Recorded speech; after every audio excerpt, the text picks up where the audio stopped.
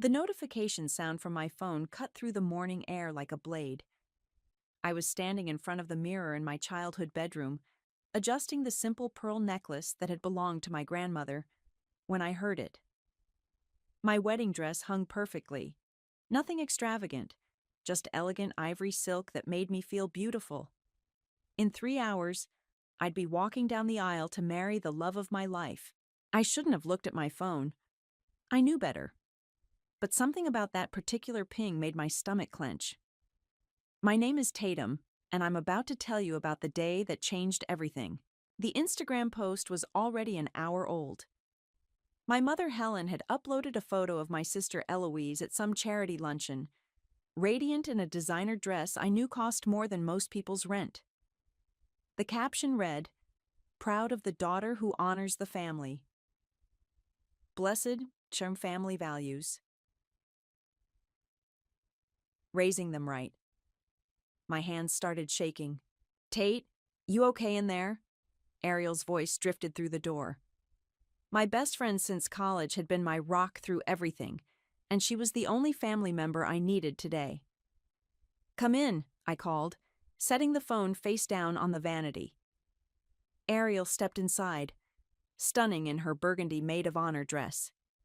She took one look at my face and her expression darkened. What did they do now? I handed her the phone without a word. "Oh, hell no." Ariel's voice went dangerously quiet as she read.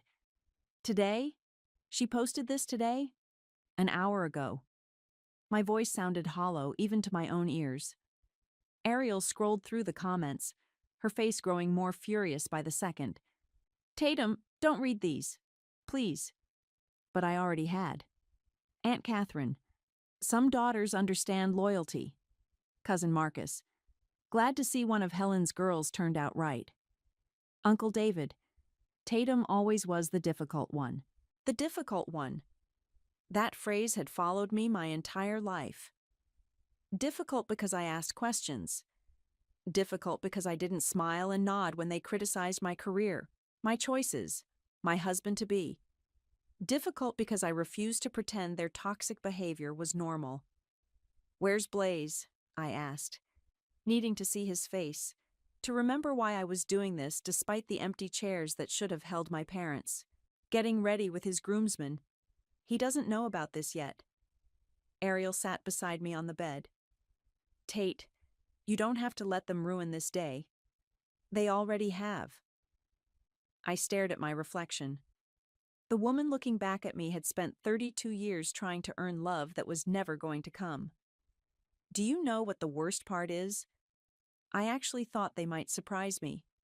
That maybe, just maybe, they'd show up. "Their loss," Ariel said fiercely. "Blaze's family loves you. I love you. That's what matters." I picked up my phone again, scrolling through more comments. Extended family members I barely spoke to were weighing in, all of them taking sides, all of them choosing Eloise. "Look at this," I said, showing Ariel a comment from my mother's sister. "Catherine says I'm an embarrassment to the family name, because I'm marrying a contractor instead of a lawyer, because I didn't go to their precious country club wedding last month." "You were working," Ariel reminded me. "That project launch couldn't wait." "It doesn't matter. Nothing I do will ever be enough." I stood up, smoothing down my dress. "You know what? I'm done caring." Ariel's phone buzzed. She glanced at it and winced. "Tate." "What now?"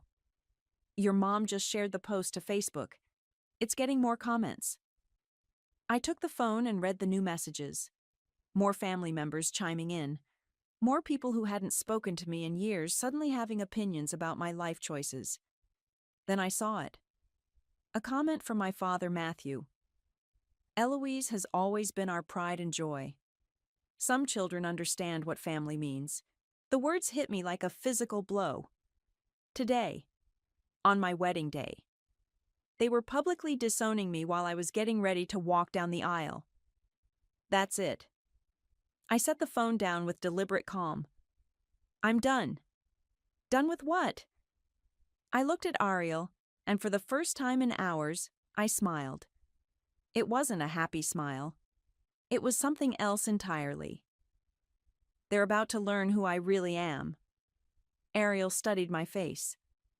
Tatum, what are you thinking? I'm thinking, I said, picking up my bouquet, that some lessons are a long time coming. The church bells started ringing in the distance. It was time. The wedding was beautiful. Blaze's family filled the church with warmth and laughter, and when I walked down that aisle, his face lit up like I was the only person in the world. We danced, we celebrated, and for a few precious hours, I almost forgot about the empty chairs in the front row. But the next morning, reality came crashing back. Coffee's ready, Blaze called from the kitchen of our apartment. We'd decided to postpone the honeymoon for a few weeks, wanting to settle into married life first. I padded out in my pajamas, still wearing my wedding ring, still feeling like I was floating, until I saw the stack of mail on the counter. Bank statement came, Blaze said, kissing my forehead. And something from your parents' mortgage company. My stomach dropped. I'd been dreading this moment for 2 years. Tate, you okay? I picked up the envelope with shaking hands. It was addressed to me, not them, because I was the one who'd been paying their mortgage since Dad lost his pension in that investment scandal. I need to tell you something, I said, sinking onto a bar stool. Blaze set down his coffee mug. What's wrong? Remember when I told you my dad was doing well financially? That they owned their house outright? Yeah, that was a lie. Well, not my lie. Theirs. I opened the envelope, scanning the payment confirmation. Dad lost everything 2 years ago. Bad investments. Some kind of Ponzi scheme. They were about to lose the house. Blaze stared at me. Tatum, what did you do? I took over the mortgage payments. Anonymously. They think it's some kind of bank error or restructuring deal. I laughed bitterly. They've been bragging to their friends about their financial acumen ever since. Jesus Christ. Blaze ran his hands through his hair. How much? $3,000 a month. For 2 years. $72,000. His voice was flat. You've given them $72,000, and they don't even know it. They would never have accepted help from me. You know that. I'm the difficult daughter, remember? Blaze sat down across from me. Why didn't you tell me? Because I knew you'd try to talk me out of it. And because... I trailed off, staring at the payment stub. Because I kept hoping that maybe if I proved I was reliable, if I showed them I could take care of them, they'd finally see me as worthy. And instead, they skipped your wedding to publicly humiliate you on social media. Pretty much. Blaze was quiet for a long moment. Then he reached across the table and took my hand. What do you want to do? I pulled out my laptop and logged into my banking app. The automatic payment was scheduled for next week. My finger hovered over the cancel button. They posted that photo while I was getting ready to marry you, I said quietly. They chose yesterday, of all days, to make it clear that I'm not their daughter. Not really. So cancel it. It's not that simple. They'll lose the house. That's not your problem anymore. I stared at the screen. $72,000, 2 years of sacrifice, 2 years of hoping that maybe, just maybe, they'd love me enough to show up for the most important day of my life. You know what the worst part is? I said. Last month, at Eloise's country club wedding, Mom cornered me in the bathroom. She said I was selfish for not being there for family events, that I didn't understand what loyalty meant. While you were literally paying for their house. While I was literally paying for their house. I clicked cancel on the automatic payment. But I'm not done yet. Blaze raised an eyebrow. What do you mean? I opened the account settings and scrolled to the payment memo section. For 2 years, it had been blank. But now I typed, funding provided by the difficult daughter. Tatum? They want to know what loyalty looks like? They're about to find out. I hit save and closed the laptop. The next payment would have been due in 5 days. When it doesn't go through, they'll get a notice. And when they call the bank to ask why, They'll see that memo. Blaze was quiet for a moment. Are you sure about this? I thought about the empty chairs at my wedding, about the Instagram post, about 32 years of being treated like I was broken, difficult, wrong. I've never been more sure of anything in my life. My phone buzzed with a text from Ariel. How are you feeling today, Mrs. Walton? I smiled, typing back, like I'm finally free. But I wasn't free yet.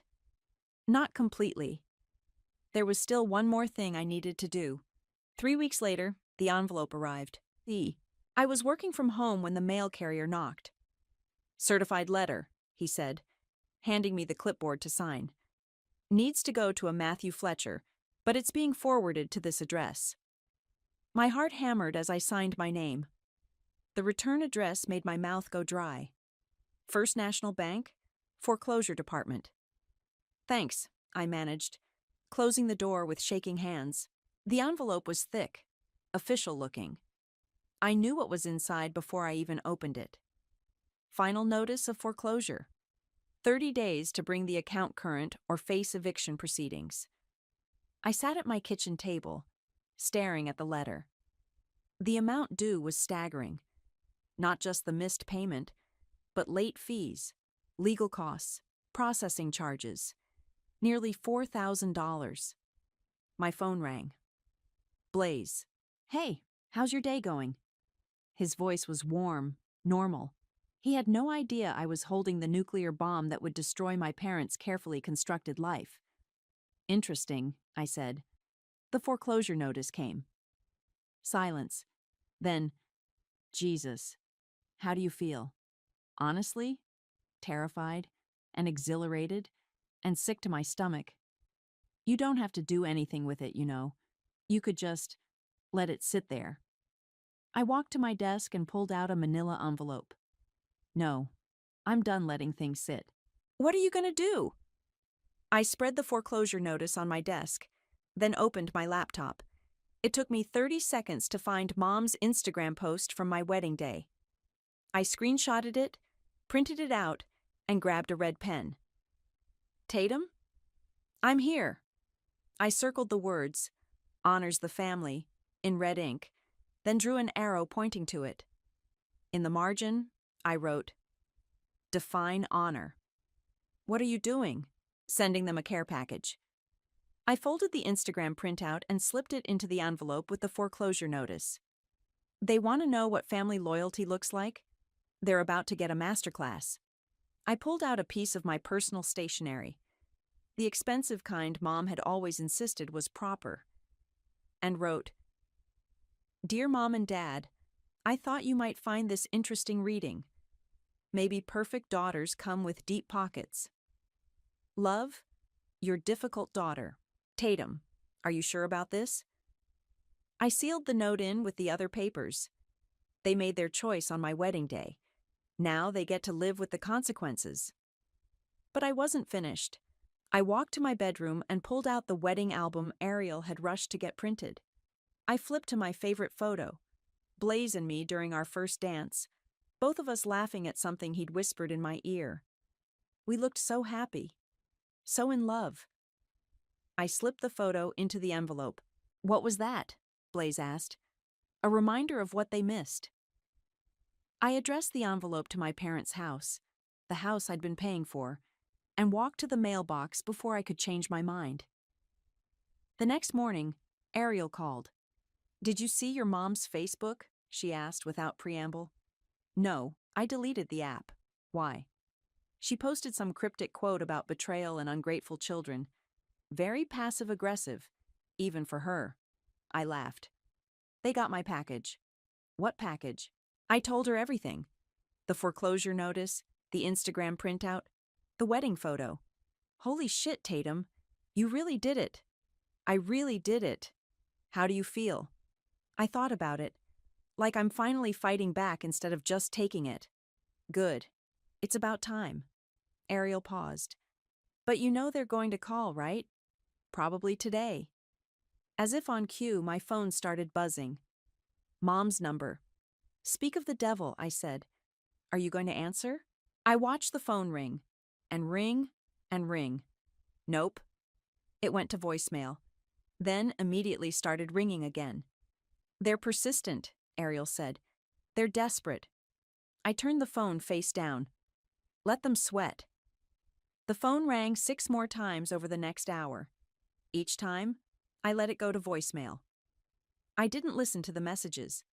Around noon, Eloise called. Tatum, what the hell did you send Mom and Dad? The truth. They're freaking out. Mom's been crying all morning, and Dad locked himself in his office. Maybe they should have thought about that before they publicly humiliated me. This is about your wedding? Tatum, that was just a misunderstanding. No. My voice was steel. It wasn't a misunderstanding. It was a choice. They chose to skip my wedding and shame me online instead. Now they get to live with what that choice cost them. You're being vindictive. I'm being honest. For the first time in my life. Eloise was quiet for a moment. What do you want from them? Nothing. That's the point. Tatum, please. They're your parents. Are they? Because parents show up for their children. Parents don't publicly humiliate them. Parents don't treat them like they're broken. I hung up and turned off my phone. The war had officially begun. Helen was having brunch with her book club when the envelope arrived. I know this because Ariel's mom, Sandra, was there, and Sandra called Ariel the moment it happened.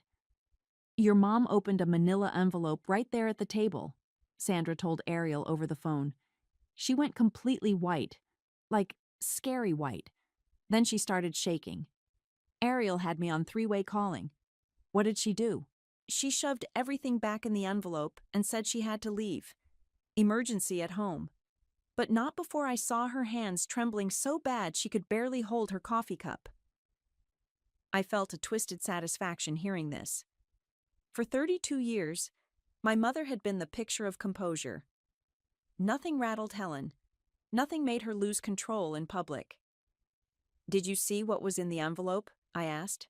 Just a glimpse. Some kind of official document. And a photo that looked like it was from a wedding. After Sandra hung up, Ariel whistled low. Damn, Tate. You really got to her. Good. What I didn't know was that Mom had been lying to her book club friends for 2 years. She'd been telling them that Dad's early retirement was planned, that they'd paid off their mortgage and were living comfortably on investments. She'd even bragged about their financial advisor, who'd restructured their payments to practically nothing. Now she was sitting in her car outside the restaurant, staring at a foreclosure notice that proved every word was a lie. According to Eloise, who called me that evening despite my phone being off, Mom came home in full panic mode. She was hyperventilating, Eloise said when I finally turned my phone back on. Dad had to get her a paper bag to breathe into. Dramatic as always. Tatum, this isn't funny. They're talking about losing the house. They are losing the house. That's what happens when you don't pay your mortgage. But you were paying it. For 2 years. Was. Past tense. Eloise was quiet for a moment. Why didn't you tell me? Tell you what? That Dad was in trouble. That you were helping them. I laughed bitterly. When would I have told you? At your country club wedding that I missed because of work. Or maybe during one of our heart-to-heart conversations that never happen because you only call when there's drama. That's not fair. Fair? You want to talk about fair? I've been keeping your parents afloat for 2 years while they treated me like garbage. And you want to lecture me about fair? They're your parents too. Are they? Because they sure didn't act like it on my wedding day. I could hear Eloise crying. Tatum, please. They made a mistake, but this is too much. They could end up homeless. They have 30 days to figure it out. They don't have $4,000. Then maybe they should ask their perfect daughter for help. The line went quiet. Then Eloise whispered, I don't have it either. What? Brendan and we're maxed out on credit cards. The wedding, the honeymoon, the new car. We're drowning. This was news to me. Golden child Eloise, who'd never wanted for anything, was broke. How broke? 23,000 in credit card debt. We can barely make minimum payments. I sat down hard on my couch. Jesus, Eloise. We were hoping Dad would help us consolidate, but now, she started crying harder. Now I find out he's been broke this whole time, and I've been the one keeping him afloat. Why didn't you tell us? Because you never asked. None of you ever asked how I was doing, what I needed, if I was okay. You just assumed I was fine, because I'm the difficult one who doesn't need anyone. That's not true. Isn't it? When's the last time you called just to check on me? When's the last time Mom asked about my job, my life, my happiness? Eloise couldn't answer. They're having an emergency family meeting tomorrow, she said finally. They want you there. Of course they do, now that they need something. Will you come? I looked around my apartment, my safe space, my sanctuary away from their toxicity. Yeah, I said. I'll come. Really? Oh, I wouldn't miss this for the world. After I hung up, Blaze came home from work to find me sitting in the dark. How'd it go? He asked, flipping on the lights. Better than expected. Apparently, perfect daughter Eloise is 23,000 in debt and can't help Mommy and Daddy. Blaze sat beside me. How do you feel about that? Like karma's working overtime. And the family meeting? I smiled. It wasn't a nice smile. I'm going to enjoy every second of it. The family meeting was set for Sunday at 2 p.m. I showed up at 2:15, just late enough to make a point. Mom answered the door, looking like she'd aged 5 years in 3 days. Her usually perfect hair was pulled back in a messy bun, and she wasn't wearing makeup. Tatum, thank God you're here. Helen. I walked past her into the living room where Dad and Eloise were sitting on the couch. Brendan was in the armchair, looking uncomfortable. Don't I get a hug? Mom asked. No. The room went silent. I sat in the chair across from them, crossing my legs and waiting. Dad cleared his throat. Tatum, we need to talk about this misunderstanding. What misunderstanding? The mortgage situation. There seems to be some confusion about the payments. I laughed. Confusion? Dad, I've been paying your mortgage for 2 years. There's no confusion. That's impossible. The bank restructured our loan. The bank didn't restructure anything. I took over your payments when you lost your pension in that investment scam. Mom's face crumpled. How did you know about that? I'm not stupid, Helen. You think I didn't notice when Dad suddenly retired and you started shopping at Target instead of Nordstrom? We were going to tell you. When? After you lost the house? After you'd exhausted every other option? Eloise leaned forward. Tatum, they were embarrassed. They didn't want to burden you. Burden me? I'm their daughter. But apparently, I'm only useful when you need money. That's not true, Dad said. I pulled out my phone and opened my banking app. Want to see the receipts? $72,000 over 2 years. Every month, like clockwork. Brendan whistled low. 72 grand? Brendan, Eloise hissed. What? That's more than I make in a year. I looked at him. Speaking of money, how's that credit card debt treating you? His face went red. That's none of your business. Nothing's my business until you need me to fix it. Mom started crying. Tatum, please. We're sorry about the wedding. We made a mistake. A mistake? You publicly humiliated me on the most important day of my life. You chose to skip my wedding to post about how wonderful Eloise is. We were upset about you missing Eloise's engagement party. I was working. I had a project launch that couldn't wait. But even if I'd been free, since when is missing a party grounds for skipping your daughter's wedding? Dad stood up. You've always been difficult, Tatum. Always stirring up drama. Difficult? I've been bankrolling your lifestyle for 2 years without asking for so much as a thank you. And I'm difficult? We didn't ask you to do that. Because you didn't know I was doing it. You thought some magical bank fairy was paying your bills. I stood up, and walked to the mantel where they kept their family photos. Every single one featured Eloise prominently. I was in maybe 3 of them, always in the background. You want to know what difficult looks like? I turned back to face them. Difficult is finding out your parents are about to lose their house and taking over their mortgage payments without being asked. Difficult is watching them brag to their friends about their financial success while you're the one funding it. Difficult is hoping that maybe, just maybe, if you prove yourself useful enough, they'll finally love you. We do love you, Mom whispered. No, you don't. You love what I can do for you. There's a difference. I walked back to my chair and sat down. But here's the thing. I'm done being useful. Tatum, please, Eloise said. They'll lose everything. They lost me first. I reached into my purse and pulled out a manila folder. Since we're having a family meeting, I thought you might want to see these. I dropped the folder on the coffee table. It landed with a heavy thud. What is that? Dad asked. 2 years of financial records, bank statements, payment confirmations, email exchanges where you begged me for help before I started paying anonymously. Mom's face went white. You kept records? I keep records of everything, including the emails where you called me selfish for not contributing more to family events, while I was literally paying for your house. Dad reached for the folder, but I snatched it back. These are copies. I have the originals safely stored. What do you want?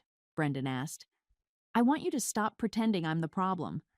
I want you to admit that the difficult daughter was the only thing standing between you and homelessness. Fine, Dad said through gritted teeth. You helped us. Thank you. Now can we move forward? Move forward? Dad, you have 26 days before the sheriff shows up with eviction papers. So help us, Mom pleaded. I stood up and headed for the door. I already did, for 2 years, and you repaid me by skipping my wedding. Tatum, wait. I turned back one last time. You know what the funny thing is? If you'd just shown up to my wedding, we wouldn't be having this conversation. I would have kept paying forever, just grateful for the crumbs of affection you threw my way. I opened the door. But you couldn't even give me that. So that's it? Eloise called after me. You're just going to let them lose everything? I'm not letting them do anything. They did this to themselves. I walked to my car, leaving them sitting in the house I'd been paying for, finally understanding exactly who their difficult daughter really was. I was halfway home when my phone rang. Unknown number. Tatum, it's Catherine, Mom's sister. I hadn't spoken to her since Christmas 2 years ago. Hi, Catherine. Can we meet? I have something you need to know. About what? About your family. About Brendan. About things that aren't what they seem. I pulled into a Starbucks parking lot. What kind of things? Not over the phone. Can you meet me at the diner on 5th Street? The one near the old movie theater? When? Now. 20 minutes later, I was sitting across from my aunt in a cracked vinyl booth. Catherine looked nervous, fidgeting with her coffee cup.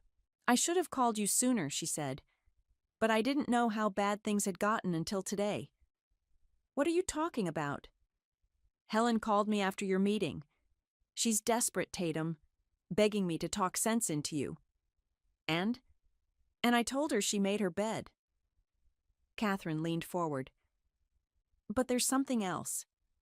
Something about Brendan that your sister doesn't know. My stomach clenched. What about him? He's been pawning things. Family heirlooms. Your grandmother's jewelry that was supposed to go to you and Eloise. What? I saw him at Murphy's pawn shop last month. He was selling your grandmother's pearl necklace. The one she wore in her wedding photo. I felt sick. Does Eloise know? I don't think so. But that's not all. Catherine pulled out her phone and showed me a photo. I followed him after that. He went to 3 more pawn shops that day. The photo showed Brendan coming out of a shop with a satisfied look on his face. How long has this been going on? At least 6 months. Maybe longer. Catherine put her phone away. Your parents think he's this perfect son-in-law, but he's been stealing from the family to pay off his debts. Jesus Christ. There's more. I have a friend who works at the bank. She told me Brendan tried to get a loan using your parents' house as collateral. Last week. He what? He forged Matthew's signature on a loan application. $50,000. The only reason it didn't go through was because the house is already in foreclosure. I stared at her. You're telling me that while my parents are about to lose their house, their perfect son-in-law is trying to steal it out from under them? That's exactly what I'm telling you. My phone buzzed. Text from Eloise. Can we talk? Privately? I showed Catherine the message. Speak of the devil. Are you going to tell her? I don't know. Maybe she should hear it from you. She won't believe me. You know how she is about Brendan. Catherine was right. Eloise worshipped her husband. She'd never believe he was capable of this. I texted back, meet me at the park on Elm Street. 1 hour. Catherine grabbed my hand. Tatum, I know I haven't been the best aunt. I should have stood up for you more over the years. Why didn't you? Because it was easier to go along with Helen's version of things. But watching what happened at your wedding, seeing how they treated you, I can't stay quiet anymore. What changed your mind? You did. The way you handled that family meeting today. You didn't scream or throw a tantrum. You just laid out the facts and walked away. That took strength. I felt tears prick my eyes. I'm tired of being strong. I know, but you're the only one in this family who sees things clearly. An hour later, I was sitting on a park bench watching Eloise walk toward me. She looked exhausted, her usually perfect appearance disheveled. Thank you for meeting me, she said, sitting down. What do you want, Eloise? I want to apologize. For everything. For the wedding. For not standing up for you.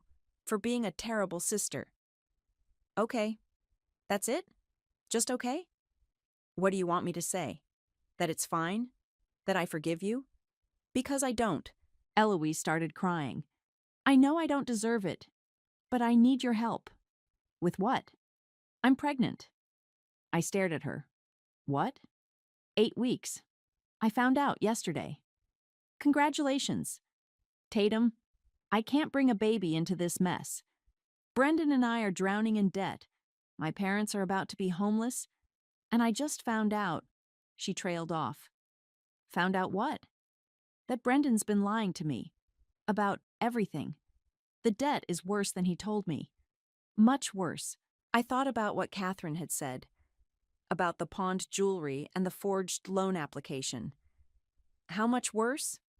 40,000. Maybe more. He's been hiding credit cards from me. Eloise, there's something else you need to know.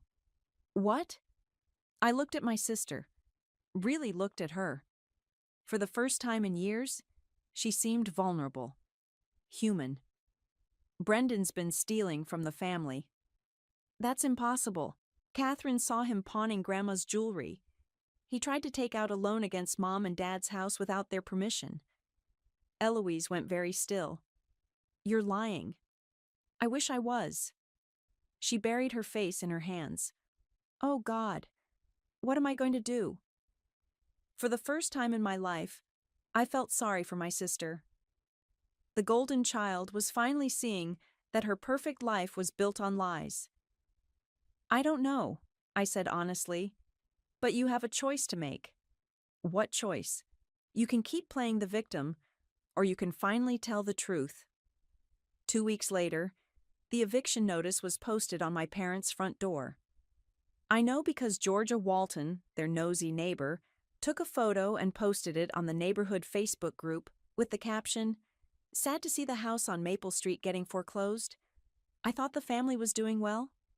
The post got 43 comments in 2 hours. By evening, it had been shared to 3 other local groups. Ariel called me at work. Tate, you need to see this. It's everywhere. What's everywhere? The foreclosure. Someone posted a picture of the notice on your parents' door. People are talking. I pulled up Facebook on my work computer. The comments were brutal.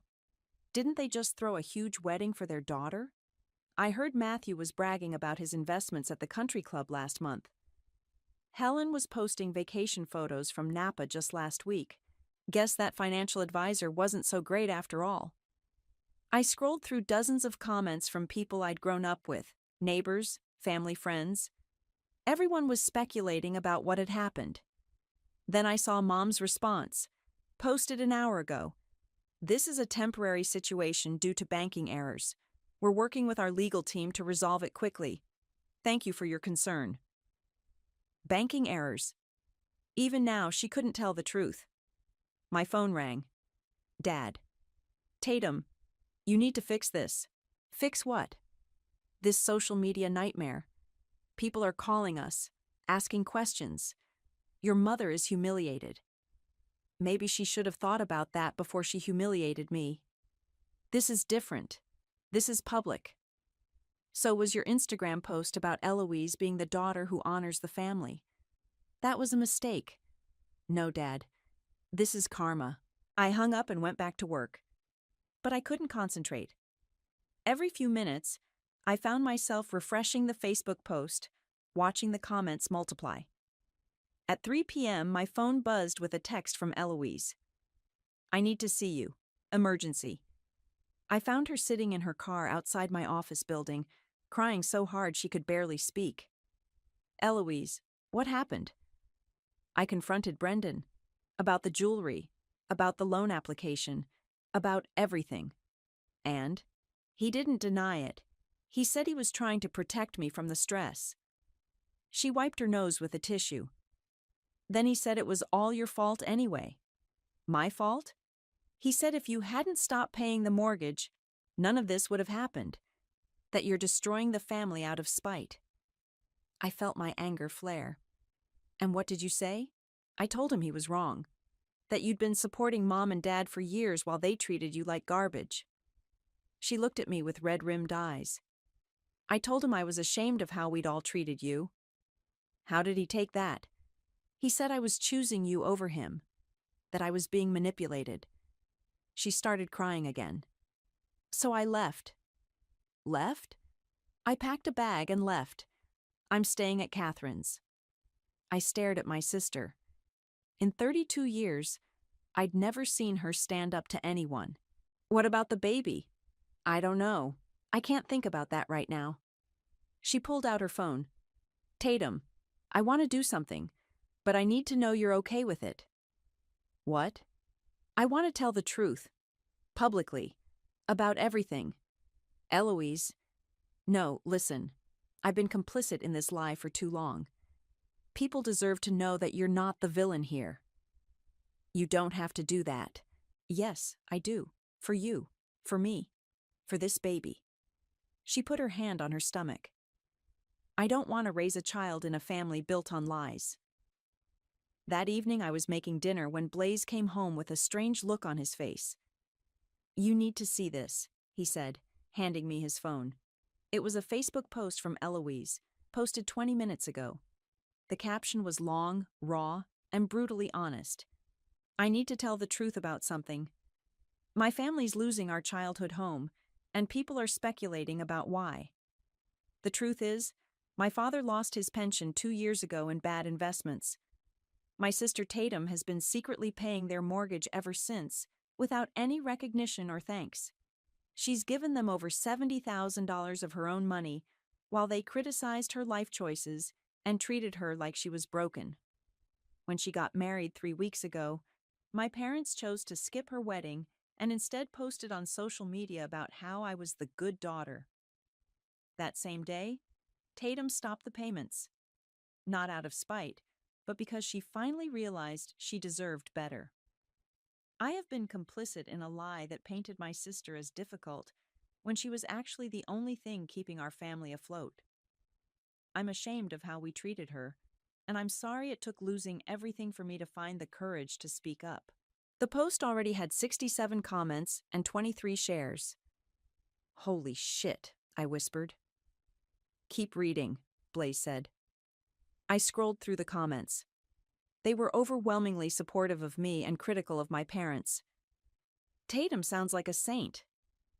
Your parents should be ashamed. I always thought there was more to the story.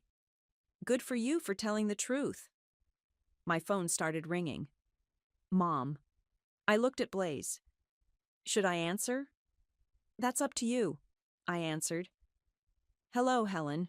How could you let her do this? Mom was screaming. How could you let her destroy us like this? I didn't let her do anything. She made her own choice. She's ruining our reputation. Your reputation was built on lies. Eloise just told the truth. Please, Tatum, make her take it down. I'm begging you. No. What do you mean, no? I mean, no. I'm done protecting you from the consequences of your actions. You're our daughter, am I? Because for 32 years, you've made it pretty clear that I'm not the daughter you wanted. I hung up and turned off my phone. The truth was finally out there. And for the first time in my life, I felt free. Eloise's post went viral overnight. By morning, it had been shared over 500 times and picked up by 3 local news outlets. The story had everything people loved: family drama, financial secrets, and a clear villain-victim dynamic. I woke up to 17 missed calls and 43 text messages. Jesus, Blaze said, looking at his own phone. Channel 7 wants to interview you. Not happening. Good call. I scrolled through the messages. Most were supportive, but a few family members were furious. Uncle David, you've destroyed this family. Cousin Marcus, this was private business. But then I saw one that made me smile. From my old college roommate, always knew you were the strong one. Proud of you. At 9 a.m. there was a knock at the door. I opened it to find my parents standing on my doorstep. Dad looked defeated. Mom looked desperate. We need to talk, Dad said. No, we don't. Tatum, please. Mom's voice was barely a whisper. I know we messed up, but we're still your parents. Are you? Because parents don't skip their daughter's wedding. Parents don't publicly humiliate their children. Parents don't take money for years without even saying thank you. We didn't know you were paying. You didn't want to know. There's a difference. Dad stepped forward. What do you want from us? An apology? Fine. We're sorry. We're sorry we missed your wedding. We're sorry we took you for granted. We're sorry we favored Eloise. You think this is about an apology? Isn't it? I laughed, but there was no humor in it. Dad, you only love me when I'm useful to you, when I'm paying your bills or fixing your problems. The moment I stopped being useful, you wrote me off. That's not true. Then why are you here? Why now? Is it because you suddenly realized you love me? Or because Eloise's post made you look bad? Neither of them answered. That's what I thought. Mom started crying. Tatum, we're going to lose everything. The house, our reputation, our friends. Please, you lost me first. Everything else is just stuff. You're being cruel. I'm being honest. For the first time in my life, I'm putting myself first instead of trying to earn love that was never going to come. My phone rang. Eloise. I should take this, I said, stepping back inside and closing the door. Tatum, are you okay? I saw Mom and Dad's car in your driveway. They're on my porch begging for help. Are you going to help them? No. Good. Eloise's voice was stronger than I'd heard it in years. I filed for divorce this morning. Eloise? Brendan cleaned out our joint account yesterday, took the last $3,000 and disappeared. Catherine's lawyer thinks he's fled the state. I'm sorry? Don't be. I'm finally seeing clearly. She paused. I wanted to ask you something. What? Would you be my baby's godmother? I know I don't deserve it, but I want my child to know what real strength looks like. I felt tears prick my eyes. Yes. Thank you. For everything. For being the sister I should have been. After we hung up, I opened the door. My parents were still standing there. We heard you talking to Eloise, Mom said. Is it true about Brendan? Ask her yourself. Tatum, please. We have nowhere else to go. You have each other. That's more than you gave me. Dad's face hardened. Fine. But don't expect us to come crawling back when you realize what you've done. I won't. They walked away without another word. That evening, Ariel came over with champagne and takeout. How are you feeling? She asked, settling onto my couch. Free, sad, relieved, guilty, all at once. The guilt will pass. Will it? Tate, you gave them everything for 2 years. Your money, your energy, your hope. They gave you nothing but criticism and rejection. You don't owe them anything else. We ate in comfortable silence, watching the sun set through my living room window. I'm deleting all my social media, I said finally. Good idea. I pulled out my phone and opened Facebook one last time. Before deactivating my account, I posted a single photo, my wedding picture with Blaze, both of us laughing during our first dance. The caption read, "Built my life on love, not lies." I hit post and then deleted the app. My phone buzzed with a message notification. Unknown number. I need to see you. Eloise. I showed the message to Ariel. What do you think she wants? Only one way to find out. I typed back. When? Tomorrow. I have something to give you. I set the phone aside and looked around my apartment.